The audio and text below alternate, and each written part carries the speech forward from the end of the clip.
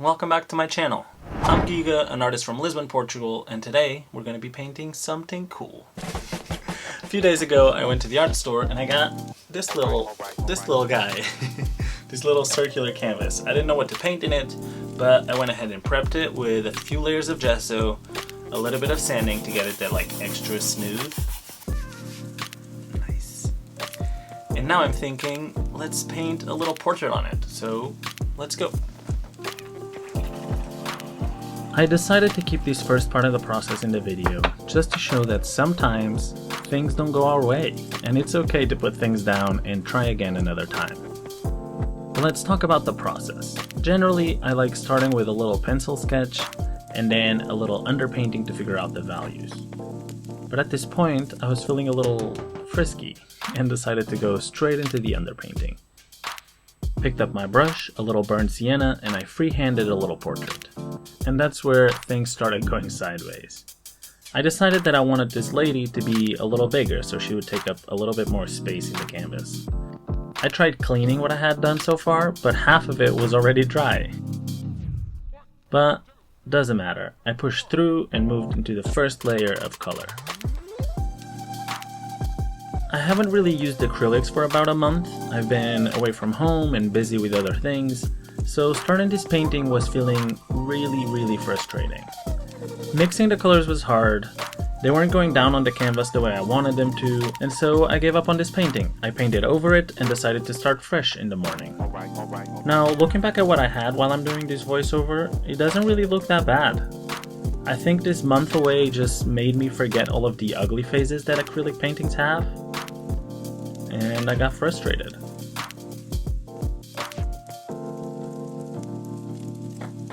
Alright, that wasn't really working yesterday, but it's a new day, I took a shower, I feel refreshed, so let's try again. Starting fresh today and coming off of that rough first attempt, I decided to go back into my comfort zone and started the process the way I normally do, with a little pencil sketch. Nothing too detailed, just something to figure out the proportions and the placement of all of the facial features. In this case, I skipped the underpainting since I had done a couple the day before, and I started straight away with the colors. Now, talking about color. Since acrylics dry so quickly, I tend to work in color zones. Like, for example, in this case, the skin would be a zone, the hair would be another one, and the background would be a third one. And when I paint a zone, I tend to mix a few of the values that I know that I will need before I actually start painting any of it. When the video switches angles, you're going to be able to see it in my palette. Now, once I have the major values that I will need for that zone, I give it a first pass, blocking out the different shades and the different shapes. The good thing about having different values already mixed is that it facilitates when I need to do some smoother transition, because it doesn't allow it to dry. But regardless, the first passes of any acrylic painting would be eventually painted over, with more layers adjusting the different hues and moving some things around. For example, at this point, the eye on the right side of the canvas and the nose are a little bit tilted, but I will get to it and fix it in the future. Now, once you get the groove on, you just put a podcast on and zone out. Or in this case, just call a friend you haven't talked to in a while and keep crushing. Hello. Hey! How are you doing? Nice. How are you? Mate! Oh, I missed that accent. You keeping well? Yeah, I'm doing great. I'm painting now. Hell yeah. Just enjoying life. Full time.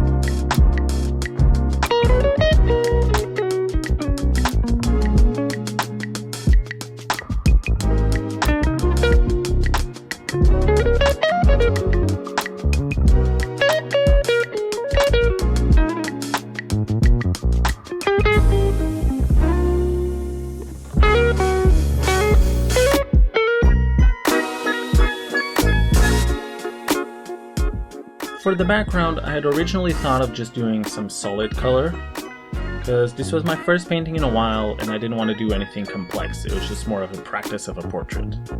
In the reference pic I was using, which by the way there's a link for in the description, she had brown hair and the background was just a lighter shade of brown. But while I was painting the face, I had the idea of just painting her in the middle of the clouds. Like those sunset clouds when the sky is full of like gorgeous shades of pink and purple.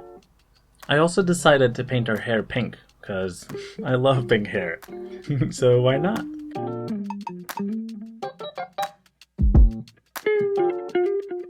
The way I paint hair is to start by painting in the bigger shapes. Like in this case the darker part of her hair behind her face and close to her ear. Then the outer part of her hair that's catching some light. Trying to always do the brush strokes in the direction that the hair is flowing, because it just adds such a nice texture.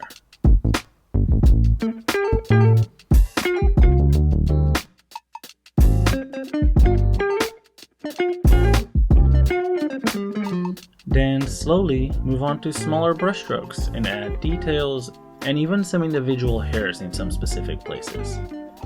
Here, it's where you gotta be careful. There's no need to go overboard with all of the individual hairs and too much detail in the hair.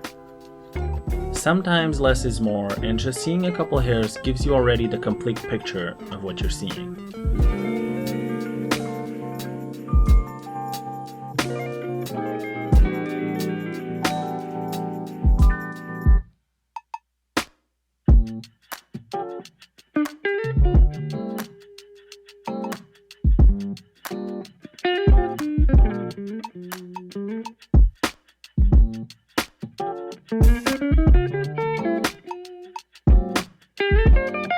At this point, we're really coming to the end of the painting. We just need to add the final details. Eyebrows really help a lot in making a face recognizable. Then we add a few more stray hairs, some earrings and eyelashes, and a few more highlights here and there.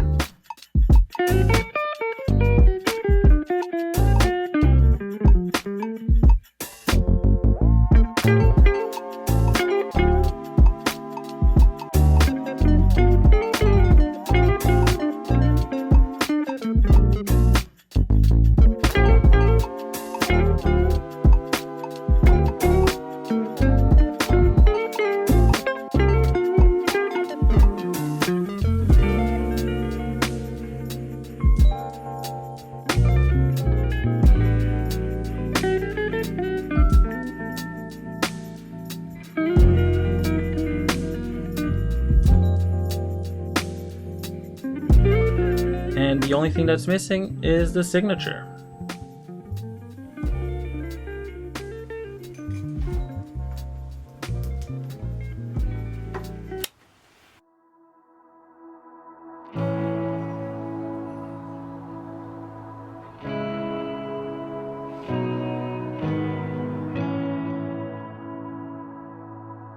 And the final part of the process, just to wrap this up, was to paint the side of the canvas, just to have a nice, cleaner and prettier look.